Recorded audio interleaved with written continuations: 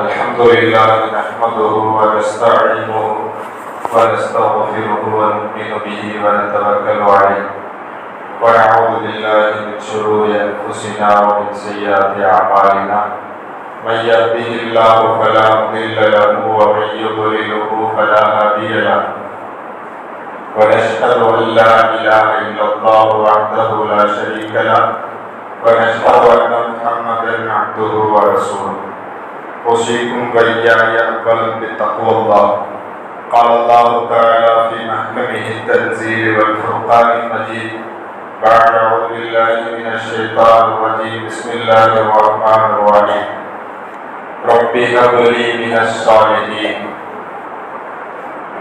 وقال نبينا صلى الله عليه وسلم ما من مولود يولد على فطرة الإسلام ولكن أبواه يهودانه وينصرانه ويمجسانه أو كما قال عليه الصلاة والسلام. எல்லா புகழ்ச்சியும் அல்லாஹ் ஜல்லஷானஹு தஆலா ஒருவனுக்கே உண்டாகட்டுமாக.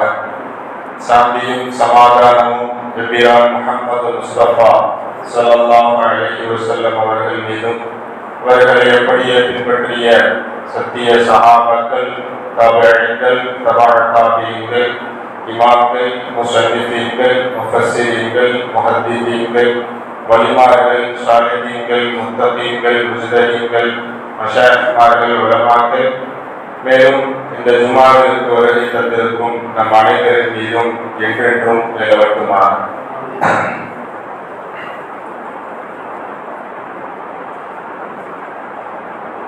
அல்லாஹ்வினுடைய மகத்தான கிருபையினால் நாம் நோன்புகளை எல்லாம் கடந்து அதற்கு பிறகுள்ள ஷவ்வால் மாதத்தினுடைய 6 நோன்புகளையும் கடந்து நாம் அமர்ந்திருக்கிறோம். அல்ஹம்துலில்லாஹ்.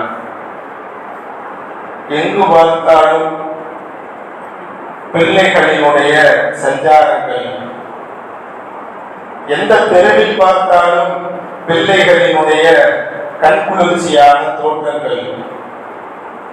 என் பிள்ளைகளுக்கு விடுமுறை இல்லாமல் இருந்தது, தற்போது கோடை விடுமுறை விட்டுவிட்டார்கள், என் பிள்ளை இப்பதான் ரெஸ்டா இருக்குதுன்னு சொல்லக்கூடிய நிறைய பெற்றோர்கள்.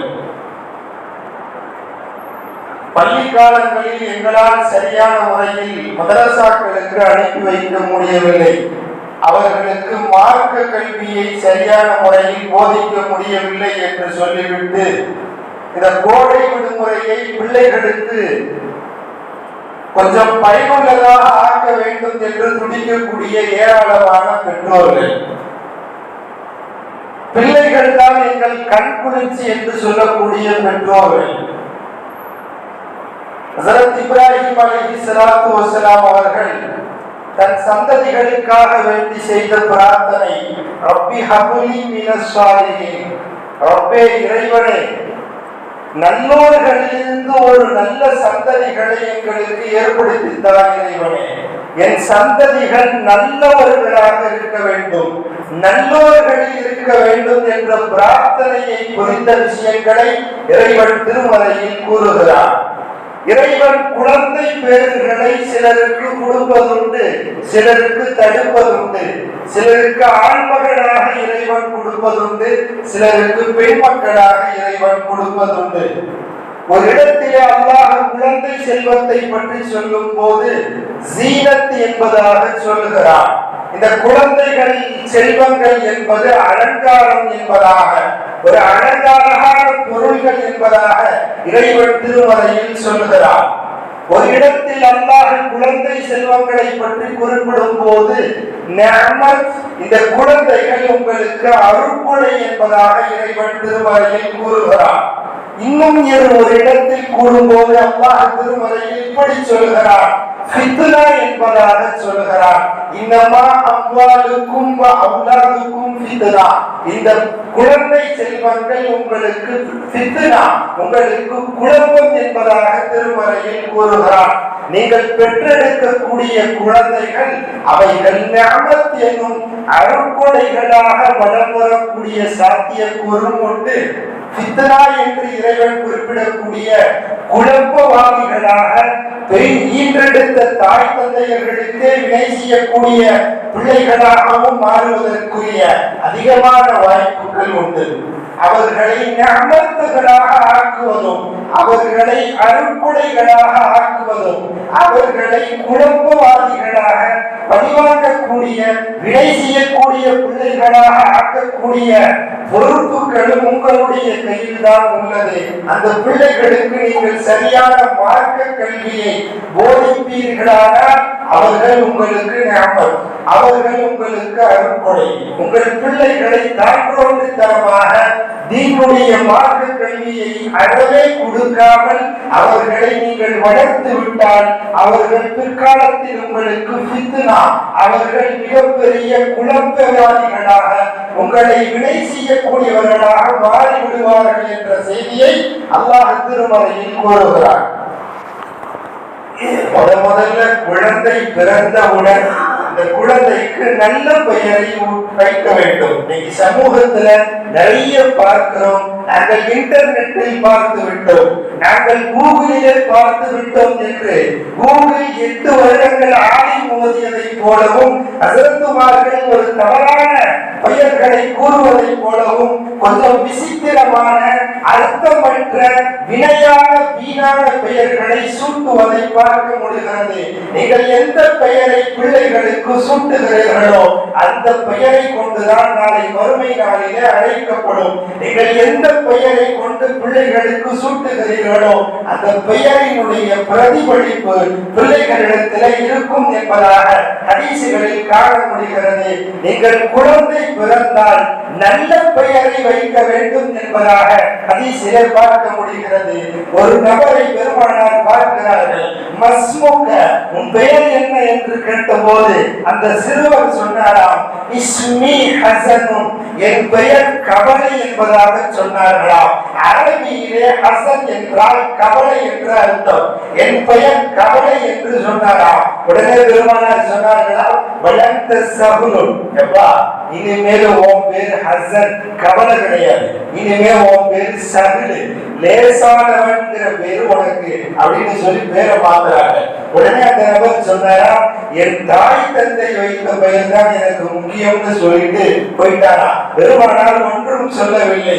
அந்த நபர் அறிவிக்கிறார், காலம் முழுவதும் என் பெயர் கேட்ட அந்த கவலையோடே என் வாழ்க்கை கழிந்தது. பெருமானார் அன்றே மாற்ற சொல்லி உத்தரவிட்டார்கள். நான் மாற்றாமல் போய்விட்டேன் என்று கவலைப்பட்ட செய்திகள் ஹதீசுகளினுடைய விளக்க உரைகளிலே பார்க்க முடிகிறது. என்ற கூட ஒருத்தர் கேட்டார், என் பிள்ளைக்கு முகமது சஃபுர் அப்படின்னு வைக்கணும்னு சொன்னார். சஃபுர் அப்படின்னு சொன்னாலே பூஜ்ஜியம்னு அர்த்தம். பூஜ்ஜியம்னு அர்த்தம் அப்படின்னு சொன்னதுக்கு பின்னாடியும் கூட நான் கூகுளிலே பல முறை தேடி எடுத்த அற்புதமான பெயர், கூகுள் உண்மையிலேயே ஒரு அற்புதமான பெயரை சொல்கிறது என்று சொல்லி வைத்தார். இதுபோல சமூகத்திலே நிறைய அர்த்தமற்ற பெயர்களை வைப்பதை காண முடிகிறது. இந்த பெயர்கள் இந்த பிள்ளைகளை ஈன்றெடுத்த பிறகு நீங்கள் செய்ய வேண்டிய முதற் கடமை நல்ல பெயர்களை அந்த பிள்ளைகளுக்கு சூட்ட வேண்டும். அதுக்கடுத்து அந்த பிள்ளைகளினுடைய வளர்ப்பில் நீங்கள் மிகப்பெரிய பங்கை ஆற்ற வேண்டும். இந்த பிள்ளைகள் கொஞ்சம் பேச ஆரம்பிக்கும் போதே நீங்கள் அல்லாஹ் என்ற வார்த்தையை சொல்லித் தர வேண்டும்.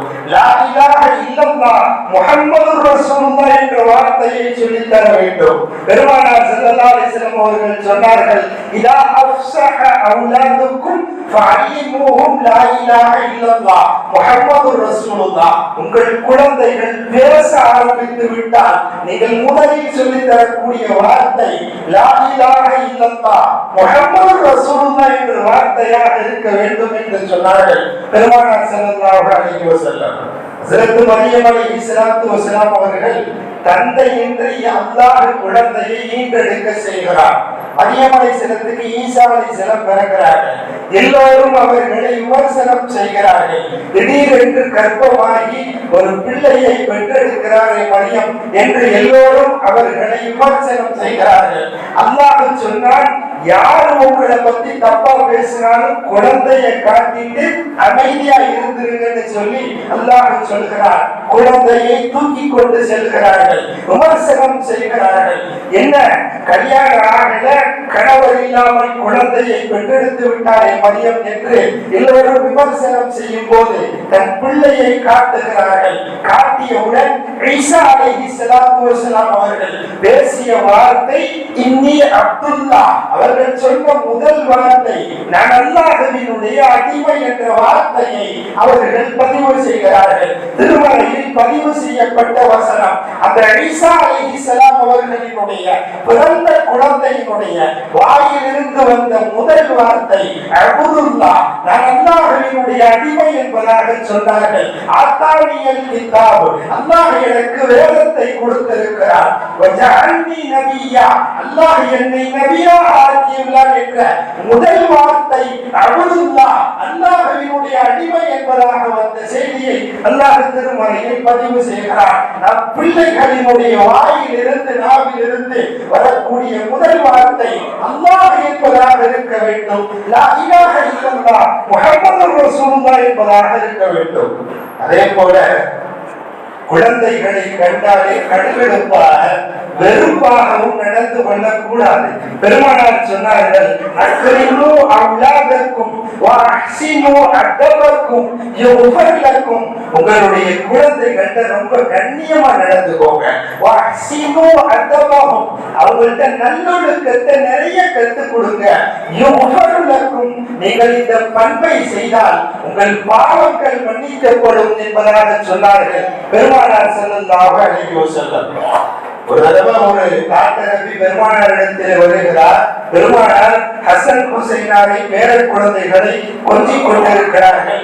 நீங்களுமா, நீங்கள் ஒரு சமூகத்தினுடைய நபி அல்லவா, இந்த உம்மத்திற்கே நபி அல்லவா, நீங்களாம் போய் சின்ன பிள்ளைய போய் கொஞ்சிக்கிட்டு இருக்கிறீங்களேன்னு ஒரு வெறுப்போடு அவர் கேட்கிறார். உடனே பெருமானார் சொன்ன வார்த்தை மாலி அல்லாஹு சதுரக்க, அல்லாஹ் தஆலா உன்னுடைய உள்ளத்தில் இருந்த அந்த இரக்க குணத்தை புடுங்கி விட்டால் நான் என்ன செய்ய முடியும் என்று பெருமானார் கண்டனமாக அவரை பார்த்து சொல்கிறார்கள். மக்கான ஐந்தஹு சபியும் ஃபல்யத்தஸாபலஹு, உங்களிடத்தில் குழந்தைகள் இருந்தால் நீங்கள் குழந்தைகளை போலவே பாவித்துக் கொள்ளுங்கள். குழந்தைகள் எப்படி நடப்பார்களோ அதே போல நடந்து கொண்டு அவர்களிடத்தில் விளையாடுங்கள் என்பதாக சொன்னார்கள் பெருமானார் ஸல்லல்லாஹு அலைஹி வஸல்லம். ஹதீஸிலே அதிகமாக பதிவு செய்த ஹஸரத் மஹ்மூத் இப்னு ரபீ சிறு வயது பிள்ளையாய் இருந்தார்கள். பெருமானார் ஸல்லல்லாஹு அலைஹி வஸல்லம் அவர்கள் ஒரு சமயம் வருகிறார்கள். மஹ்மூத் இப்னு ரபீ தொட்டிலில் இருந்து தண்ணீரை வாயில் எடுத்து போட்டுக் கொண்டு கொப்பளித்து இரண்டு கைகளையும் குழந்தைகள் வாயில் தண்ணீரை விட்டு கொப்பளித்து விளையாடுகிறார்கள் அல்லவா, அது போன்று விளையாடுகிறார் மஹ்மூத் இப்னு ரபீ. பெருமானாரும் தங்கள் வாயிலே தண்ணீரை ஊற்றி அவரை போன்றே விளையாடுகிறார்கள் பெருமானார் ஸல்லல்லாஹு அலைஹி வஸல்லம். ஹதீஸுகளிலே இவரை பற்றி சொல்லும் போது அல்லதி மஜ்ஜ ரசூலுல்லாஹி ஸல்லல்லாஹு அலைஹி வஸல்லம், பெருமானார் செய்து இவரை போலவே செய்கிறார்கள். உமிழ் நீரை வாயில் வைத்து வாயை கொப்பளிக்கிறார்கள். மஹ்மூதின் மீது தண்ணீர் ஊற்றுகிறது, தன் மேடையில் பரப்பிக் கொள்கிறார் மஹ்மூத் இப்னு ரபீ. குழந்தை எப்படி நடந்ததோ அதே போன்று நடந்து கொண்டார்கள் என்கிறார் ஸல்லல்லாஹு அலைஹி வஸல்லம். ஹதீஸிலே பார்க்க முடிகிறது. அதே போல அப்பாஸ் ரலியல்லாஹுடைய பிள்ளைகள் உபைதுல்லா, அப்துல்லா, கசீர் ரலியல்லாஹு அன்ஹு அவங்களெல்லாம் உட்கார வச்சிருவாங்களாம். உட்கார வச்சு பெருமானார் 3 பேரை உட்கார வச்சு சைடுல நின்றுவாங்களாம். மன் சபக்க இலைய பலஹு கதா வக்கதா, இந்த 3 பேர்ல யாரு ஃபர்ஸ்ட் எட்ட ஓடி வரீங்களோ அவங்களுக்கு பரிசு இருக்குதுன்னு சொல்லிட்டு அப்பாஸ் ரலியல்லாஹுடைய குழந்தைகளோடு பெருமானார் விளையாடிய நிகழ்வுகளை பார்க்க முடிகிறது. குழந்தைகள் ஓடி வருவார்களாம். ஒருவர் முதுகிலே வந்து ஏறிக்கொள்வாரா, ஒருவர் நெஞ்சிலே வந்து ஏறிக்கொள்வாரா, ஒருவர் பெருமானாரினுடைய கன்னத்திலே முத்தம் கொஞ்சுவாரா. பெருமானார் இப்படி எல்லாம் குழந்தைகளோடு அனுசரையோடு அன்போடு பாசத்தோடு நடந்தார்கள் என்ற செய்திகளை ஹதீஸுகளிலே பார்க்க முடிகிறது. அதே போல குழந்தைகளுக்கு கதைகள் கூற வேண்டும். ஒரு தடவை பெருமானார் ஸல்லல்லாஹு அலைஹி வஸல்லம் பள்ளிவாசலுக்கு போறாங்க. அங்கு சில சிறார்கள், சின்ன பிள்ளைங்க நிறைய பேர் இருக்கிறார். அந்த பிள்ளைகளை எல்லாம் அழைத்து கொண்டு பெருமானார் பேசிக் கொண்டிருக்கிறார்கள்.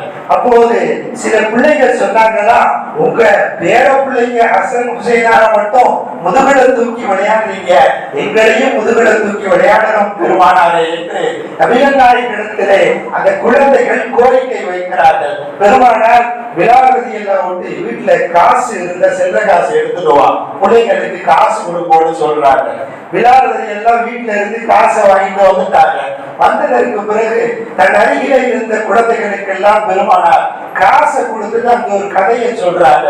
இப்படித்தான் யூசுப் அலைஹிஸ்ஸலாத்தை அவங்களுடைய சகோதரர்கள் கிணத்துல தூக்கி போறதுக்காக தூக்கிட்டு போனாங்க. கிணற்றிலே போட்டு விட்டார்கள். போட்டதற்கு பிறகு வியாபார கூட்டம் அவங்களை காப்பாத்தி வேற வாளியில கொண்டு வந்துட்டாங்க.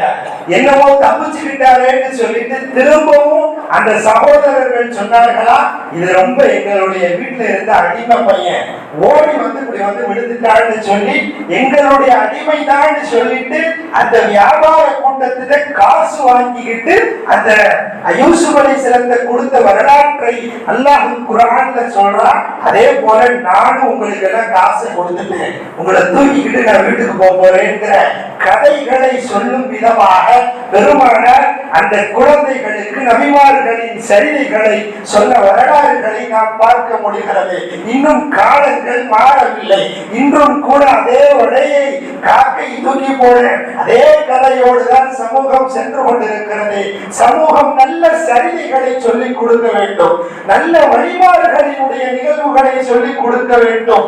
நபிமார்களினுடைய சரிதைகளை அல்லாஹ் நிறைய திருமறையில் சொல்கிறார். இது போன்ற சிறார்களுக்கு நல்ல கதைகளை, வீரமான கதைகளை, சஹாபாக்கள் உருவான கதைகளை நிறைய கதையாக சொல்லி அவர்களினுடைய உள்ளங்களிலே பதிய வைக்கக்கூடிய பொறுப்பு சமூகத்தினுடைய பெற்றோர்கள் அனைவருக்கும் உண்டு என்பதை கண்டிப்பாக தெரிந்து கொள்ள வேண்டும். நம் பிள்ளைகளை ஆரம்பத்தில் இருந்தே கதை சொல்கிறோம் என்ற பெயரில் பேய் கதைகளையும் மாயாஜால கதைகளும் சொல்லி அந்த குழந்தைகளை கோடையாக்கி கொண்டிருக்கிறோம். நபிமார்களினுடைய சரிதைகளை நீங்கள் சொல்லுங்கள். நீங்கள் வழிமார்களினுடைய சரிதைகளை அந்த சின்ன சிறார்களுக்கு சொல்லிக் கொடுக்கக்கூடிய பொறுப்பு நம் அனைவருக்கும் உண்டு என்பதை தெரிந்து கொள்ள வேண்டும். அதே போல குழந்தைகளினுடைய உள்ளத்தில் ஈகை மனப்பான்மையை வளர்க்கணும். குழந்தைகள்கிட்ட நிறைய யாராவது வலியவர்கள் வந்தா நாமளே கொடுக்காம குழந்தைகளினுடைய கையில கொடுக்க சொல்லணும். அப்பதான் அந்த குழந்தைகளுக்கு ஈகை மனப்பான்மை வளரும். பெருமானார் ஸல்லல்லாஹு அலைஹி வஸல்லம் அவர்கள் ஸைனப் பின்த் ஜஹ்ஷ் ரலியல்லாஹு அன்ஹா திருமணம் முடிச்சிருக்காங்க. அந்த நேரத்துல உம்மு சுலைம் ரலியல்லாஹு அனஸ் ரலியல்லாஹுவினுடைய தாயார். அப்ப அனஸ் ரலியல்லாஹு ரொம்ப சின்ன பிள்ளையா இருந்தாங்களா. அவங்களை கூப்பிட்டு பேரிச்சம்பழம் அதே போல பாலாடை கட்டி நெய்யில ஒரு ஸ்வீட் அரபு நாட்டுல செய்வாங்க. அந்த ஸ்வீட்டை கொண்டு போய் நீதான் பெருமானார்கிட்ட கொடுக்கணும்னு அந்த சின்ன பிள்ளையை தூண்டி விடுகிறார்கள். பெருமானாரிடத்திலே கொடுத்து அனுப்புகிறார்கள். உம்மு சுலைம் ரலியல்லாஹு தஆலா அன்ஹா அந்த சின்ன பிள்ளைகளிடத்திலே ஈகை மனப்பான்மையை நீங்கள் சிறிய வயதில் இருந்து வளர்க்க கடமைப்பட்டுள்ளீர்கள். அதே போல நல்லுபதேசங்கள் நிறைய செய்யணும். நீங்க திருமறையை புரட்டி பார்த்தீங்கன்னா சூரா லுக்மான் அல்லாஹ் இறக்கி இருக்கிறான். அதுல ஹஸரத் லுக்மான் அலைஹிஸ்ஸலாத்தை பத்தி அல்லாஹ் தனி சூறாவா சொல்றான். அதுல என்ன சொல்றான்னா, அந்த குழந்தைக்கு அவங்க செஞ்ச உபதேசம் என்ன, தம்பி நல்ல தொழுகையை சரியான முறையில தொழுதணும்பா, ஜகாத்தை சரியான முறையில கொடுத்துடணும், பெருமையோடு பூமியில நடக்க கூடாது, நற்பண்புகளை வளர்த்து கொள்ள வேண்டும் என்று லுக்மான் அலைஹிஸ்ஸலாத்து வஸலாம் அவர்கள் அந்த சிறிய சிறாருக்கு செய்த உபதேசத்தை அல்லாஹ் திருமறையில் சொல்கிறார். நீங்கள் உங்கள் பிள்ளைகளுக்கு நிறைய நல்லுபதேசங்களை வழங்க வேண்டும் என்ற செய்தியையும் அல்லாஹ் தஆலா திருமறையில் சொல்லி காட்டுகிறார். அதனால்தான் பெருமானார் சொல்வார்கள், மா நஹல வாலிதுன் வலதன் மின் நஹலி அஃதல் மின் அதபின் ஹஸனின். ஒரு குழந்தைக்கு ஒரு தந்தை கொடுக்கக்கூடிய அன்பளிப்புகளில் மிகச்சிறந்த அன்பளிப்பு என்ன தெரியுமா? நல்லொழுக்கம் என்று சொன்னார்கள் பெருமானார் ஸல்லல்லாஹு அலைஹி வஸல்லம் அவர்கள். உங்கள் குழந்தைகளுக்கு ஒரு காலம் இருந்தது, பிள்ளைகளுக்கு கேட்டதையெல்லாம் வாங்கி தரமாட்டார்கள். உடை எடுத்து கொடுப்பதாக இருந்தாலும் சரி, பெருநாள் 2 பெருநாளுக்கு 2 டிரெஸ் முடிச்சிருவாங்க. செருப்பு எடுத்து கொடுக்கறதா இருந்தாலும் வருஷத்துக்கு ஒரு செருப்பு அவ்வளவுதான் முடிச்சிருவாங்க. இன்னைக்கு பார்த்தவங்க சொன்ன செருப்பு வைப்பதற்கென்று தனி இடங்கள் பதிக்கப்பட்டிருக்கிறது.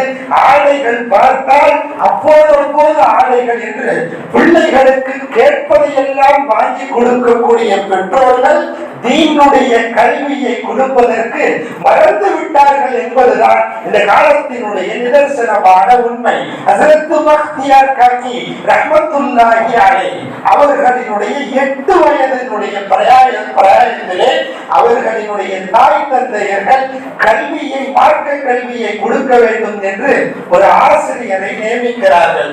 ஆசிரியர் அஊது பில்லாஹி மினஷ் ஷைத்தானிர் ரஜீம் பிஸ்மில்லாஹிர் ரஹ்மானிர் ரஹீம் என்று 8 வயது குழந்தைக்கு அங்கே மார்க்க கல்வியை போதிக்க சொல்லித் தருகிறார்கள். அங்கே பக்தியார் காக்கி ரஹ்மத்துல்லாஹி அலைஹி அவர்கள் ஓதுகிறார்கள், அல்ஹம்துலில்லாஹி ரப்பில் ஆலமீன். சூரா ஃபாத்திஹா ஓதி முடிச்சிட்டாங்க. வேற ஏதாவது சூரா தெரியுமா? எனக்கு சூரா பக்கரா ஃபுல்லா மனப்பாடமா தெரியும், ஓதுப்பா, ஓதி முடிச்சுட்டாங்க. வேற ஏதாவது சூரா தெரியுமா? எனக்கு சூரா ஆலி இம்ரானும் தெரியும், ஓதி முடிச்சுட்டாங்க. வேற ஏதாவது சூரா தெரியுமா? எனக்கு சூரத்துன் நிசாவும் தெரியும், ஓதி முடிச்சு விட்டார்கள். இப்படியாக உட்கார்ந்த இடத்திலேயே 16 ஜுஸுக்கள் மனப்பாடமாக ஓதினார்கள். தாய் தந்தையர்கள் அலிஃபா சொல்லிக் கொடுப்பதற்காக வேண்டி ஆசிரியரை வரவழைத்திருக்கிறார்கள். இங்கு பார்த்தால் இவர் எல்லா திருமறையினுடைய எல்லா வசனங்களையும் மனனம் செய்து ஓதிக்கொண்டிருக்கிறார். எப்படிப்பா மனனம் செய்தார் என்று ஆசிரியர் ஆச்சரியத்துடன் கேட்கும் போது பக்தியார் காக்கி ரஹ்மத்துல்லாஹி அலைஹி அவர்கள் சொன்ன வார்த்தை என்ன தெரியுமா? என் தாய் எப்போது பார்த்தாலும் திருமறையை ஓதிக்கொண்டே இருப்பார்கள். கேட்டு கேட்டு எனக்கு மனப்பாடமாகிவிட்டது. பால் கொடுக்கும் சமயத்திலும் கூட குர்ஆனை ஓதிக்கொண்டே இருப்பார்கள். எந்த நேரத்திலும் குர்ஆன் என்றால் அந்த தாய், ஒரு குழந்தை மரணம் செய்கிறது என்றால் அந்த தாய் எந்த அளவுக்கு குர்ஆனை ஓதிருப்பார். அந்த பக்தியார் காக்கி ரஹ்மத்துல்லாஹினுடைய கடைசி மரண தருவாயிலே கிட்டத்தட்ட அவர்களுக்கு 16,000 மாணவர்கள் இருந்தார்களாம். அந்த தாய் உருவாக்கிய விதம், அந்த பிள்ளையை தீனொழுக்க முக்க நல்ல பிள்ளையாக வார்த்தெடுத்தார்கள். 16,000 மாணவர்களை கொண்ட மிகப்பெரிய சீரவியாக இருந்தார்கள் ஹஜ்ரத் பக்தியார் காக்கி ரஹ்மத்துல்லாஹி அலைஹி. ஹஜ்ரத் மாலிக் ரஹ்மத்துல்லாஹி அலைஹி அவர்களினுடைய தாயினுடைய வளர்ப்பு பிள்ளைகளுக்கு ஆரம்ப காலத்தில் இருந்து அவர்கள் மார்க்க கல்வியை போதித்துக் கொண்டே இருந்தார்கள். ஒரு சமயம் மாலிக் ரஹ்மத்துல்லாஹ் பாடம் நடத்திக்கிட்டு இருந்தாங்களாம். பக்கத்திலே தாயாரினுடைய வீடு. திடீரென்று கட்டிடம் எல்லாம் இடிந்து விழுவதை போல கடுமையான சத்தம் கேட்கிறது. தாய் பதறி போகிறார்கள். ஒரு சிறாரை அழைத்து, என் பிள்ளைக்கு என்ன ஆனது? கட்டிடம் எல்லாம் இடிந்து விழுவதை போல கடுமையான சத்தம் வருகிறது என்று பதறி போய் அந்த தாய் அந்த சிறாரிடத்திலே கேட்ட போது அந்த சிறுவர் சொன்னாரா, உங்க பிள்ளை தும்மிட்டா அல்ஹம்துலில்லாஹ்னு சொன்னாங்க. கூழுவி இருந்த நாங்கள் எல்லாம் மாணவர்கள் எல்லாம் யர்ஹமுக்கல்லாஹ், அல்லாஹ் உங்களுக்கு ரஹ்மத் செய்யட்டும், அல்லாஹ் உங்களை கிருபை செய்யட்டும், அல்லாஹ் உங்களுடைய பாவங்களை மன்னிக்கட்டும் என்று நாங்கள் பதிவாசகம் கூறினோம். அதுதான் கட்டிடம் இடுவதை போல சத்தம் கேட்டிருக்கிறது என்று சொன்னவுடன் தாய் எழுதார்களாம், தாய்சல் முலூக், எத்தனையோ ஆட்சியாளர்கள் இருந்தார்கள், மன்னர்கள் இருந்தார்கள், மாட மாளிகைகளை கட்டினார்கள், கோட கோபுரங்களை கட்டினார்கள், அரசவையை நடத்தினார்கள், மாளிகைகள் எங்கு பார்த்தாலும் நிறுவினார்கள். இருந்தாலும் கூட அவர்களினுடைய சந்ததிகள் இன்று காணாமல் போய்விட்டது. அவர்களினுடைய வரலாறுகள் இன்று காணாமல் போய்விட்டது.